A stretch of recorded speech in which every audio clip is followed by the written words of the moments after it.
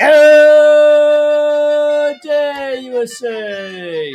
Welcome to Flag Stewards. Be a stud citizen. Reminders from our flag for Wednesday, February 17th of 2021. We're especially giving our shout out to our pandemic frustrated and isolated students out there. Hey, we feel for you. We're here for you. Hopefully this brings a little inspiration to your day. And as we start off each time, we want to know where the flag should be at our school, home, or business. So where's our flag, the U.S. flag at half-staff today? Well, there's no new half-staffs. We got the same 4 half-staffs we've had for the last couple of days. And you can click on the link below to find out about the honorees for those states that have half-staffs. So let's jump into it. Today's historical moment from our flag memorializes the life of Geronimo, or some say in the Army, Geronimo! And we'll explain that here in a little bit. On this date, February 17th in 1909, while being held as a prisoner of war, the great Apache chief Geronimo died at Fort Sill, Oklahoma. People noticed and honored his death because he was a Native American warrior who fought, yes, literally did battle with others, both Mexicans and Americans. Why? Because of unfair treatment of him and his Apache people and the loss of their homeland. Geronimo's life began on June 16th of 1829 when he was born in Apache land that was then the northern part of Mexico and what is now the southeastern part of Arizona. And as part of Apache tradition, Geronimo, whose name surprisingly means one who yawns, because he certainly was not one to yawn. He was a fighter and a one who would never give in, that's for sure. He married at age 17 and had 3 children. Well, early in Geronimo's family life, while out trading with some fellow tribesmen, Mexicans attacked his Apache camp and killed Geronimo's wife and children. From then on, Geronimo vowed revenge and regularly set out to attack the Mexicans. Later, after the U.S. won the Mexican-American War, the U.S. government claimed right to the former lands of Mexico, and that included the Apache homeland. So Geronimo and the Apaches, pictured above, began battling American settlers and soldiers that came onto their Apache land.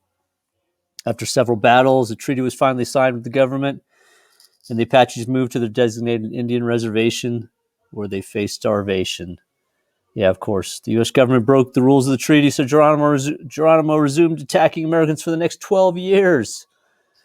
He was never giving in, that's for sure, fighting for what he believed in. Finally, in 1886, the Army sent soldiers to find and finally capture him, pictured below. Look at that. He's all lined up, ready to face the U.S. Army, which finally had captured him, and as we stated later, he died as a prisoner of war. All right, and since it's Black History Month, let's not forget today's Black History Month reminder. He's considered one of the greatest athletes ever. He was born in the state February 17th in 1936 at St. Simons Island, Georgia. He earned 4 varsity letters at Syracuse in football, basketball, track and field, and lacrosse. He's a 3-time Hall of Famer in college football, college lacrosse, and pro football Hall of Fame. He was in 3 Hall of Fame. That's amazing. Do you know who he is yet? Come on, Jim Brown, who in the face of racial discrimination during the 50s and 60s became an NFL champion, 1964 Cleveland Browns NFL championship team, and was named the greatest pro football player ever by the Sporting News. All right, and as we jump back into the life of Geronimo, we've got an inspirational quote here you can check out. And then a little fun from our flag, which we'll finish up here. It all recalls a strange way that the legacy of Geronimo lives on in America. Back in the 1940s, Army Airborne parachutists began yelling, Geronimo! As they jumped out of the aircraft. Geronimo! And some believe it was because they were impressed by the amazing bravery and fighting abilities of Geronimo. Well, check out the videos here, and a little Giphy talking about Geronimo and how his legacy still lives on. Now it's time to recite the Pledge of Allegiance. Students across America at school or at home, respecting the life and fighting spirit of Geronimo and his fellow Apaches in the face of American mistreatment, is what that should say. Please unite and recite the pledge. I pledge allegiance to the flag of the United States of America and to the republic for which it stands, one nation under God, indivisible, with liberty and justice for all.